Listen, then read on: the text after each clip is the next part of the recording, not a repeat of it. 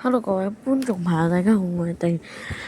今日咧，我要講一條咧即將被取消嘅巴士路線。不過咧喺南區引起咗好大爭議，即係城巴就話要取消呢條路線。不過好多人都唔想去取消，因為而家運輸署就而家重新搞緊呢個48、71、71P 71P 就唔計啦，因為71P一日一班啫嘛，就俾44號獨吞嘅呢個事情啦。好，咁我哋廢話唔多講，所以就開始啦。咁呢條巴士路線咧就對我係完全冇用嘅。不過咧，佢對住喺深灣華富嘅居民咧，同香港仔嘅居民咧，就其實咧係有用嘅。佢係一條循環線，平常咧就係由深灣開去華富北，之後再循環由華富北即刻返嚟深灣呢度，就係一條循環路線。咁星期六日唔知包唔包括公眾假期，就由海洋公園就係由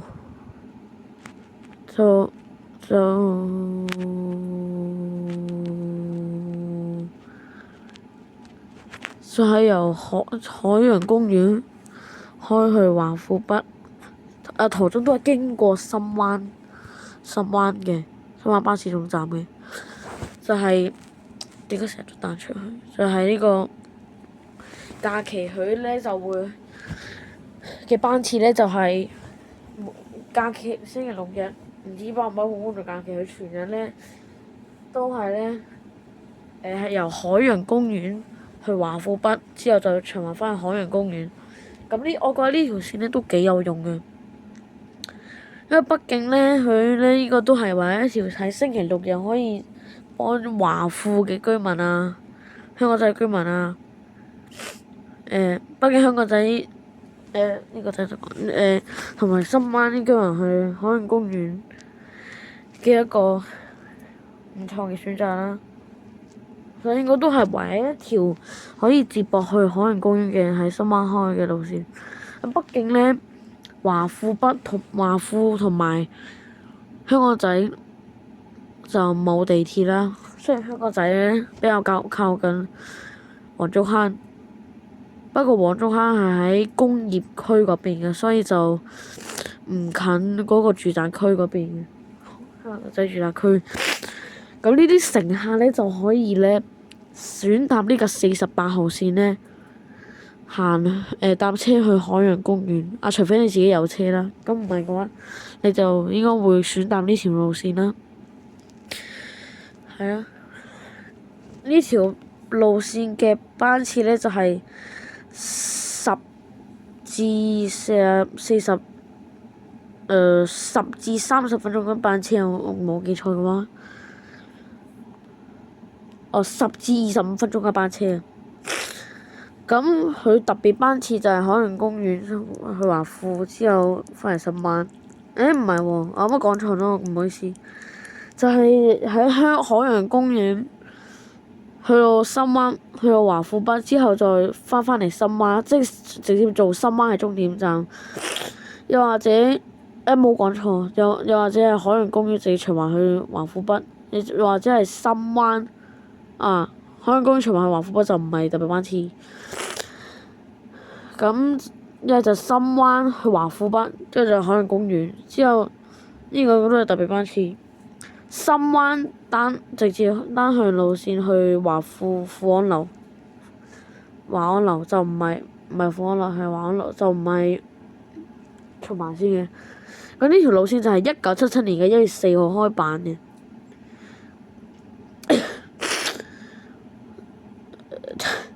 唔知點講。講啲乜嘢好呢？咁佢嘅收費都幾平嘅，其實4個2就冇分段收費嘅，全程都係用呢個收費價。咁小童呢都好平㗎，2蚊就可以搭。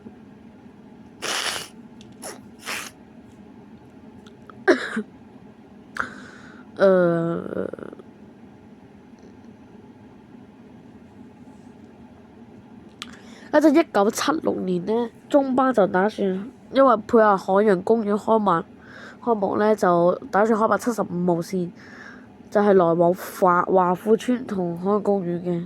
不過最後呢，就修訂個編號為48。77年嘅1月4號，48號線開辦，亦即海洋公園於1月10號開幕，平日來往華富村同黃竹坑村嘅。嗰陣就係由黃竹坑為尾站嘅。之後呢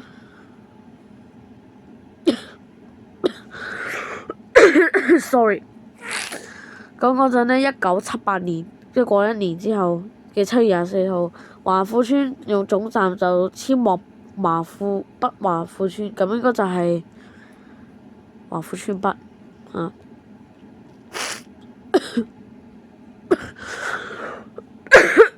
唔好意思，最近有啲咳最後有啲咳。1994年嘅10月3號增設特別班次啦，喺平日都係華富北開咗3班車開單向開去海洋公園，及平日下午由海洋公園開出1班車前單向往華富北。咁而家唔知有冇實行啦。02年嘅1月28號呢，就增設特別班次，由早上繁忙時間由深灣亞濤閣開往華富北。而家就應該就係主要嘅班次啦。係。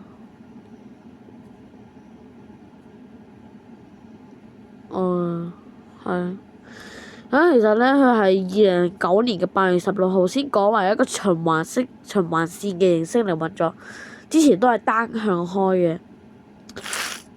係啊。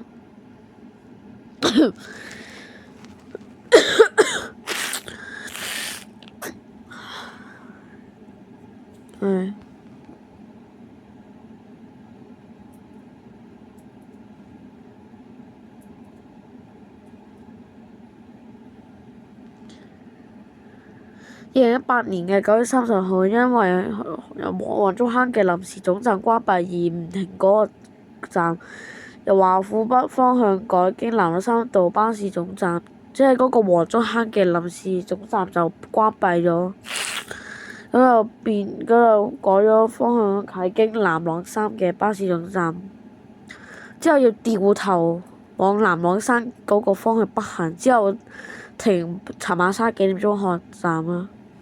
係啦。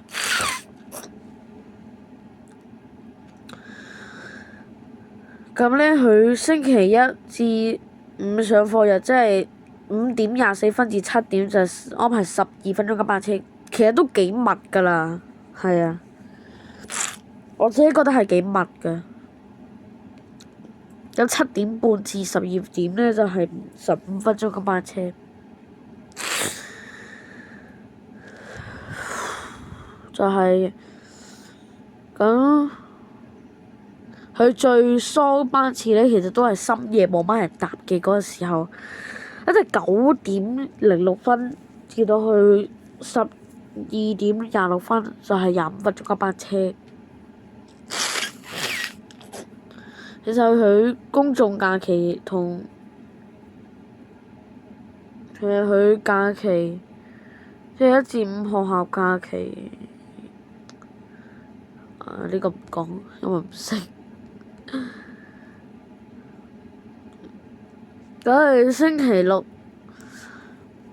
深灣或海洋公園就同埋來往華富北嘅班次就5點24至6點呢，就係18分鐘一班車，終點個站為深灣嘅。咁6點至6點4，即係20分鐘嘅時間內，佢一班車要20分鐘。咁我想同你講，呢個時間段呢，你呢淨係可以等到一班車喎，因為你嚟6點去到6點20分，一班車就要20分鐘，咁你呢個時段淨係可以等到一班車。終點站為深灣，之後7點算啦，呢啲班次唔做得講啦。係啊。係啦，咁今次呢條片咧就到呢度啦。咁希望大家可以鍾意呢條片啦。咁唔知道咧，你哋就想唔想呢條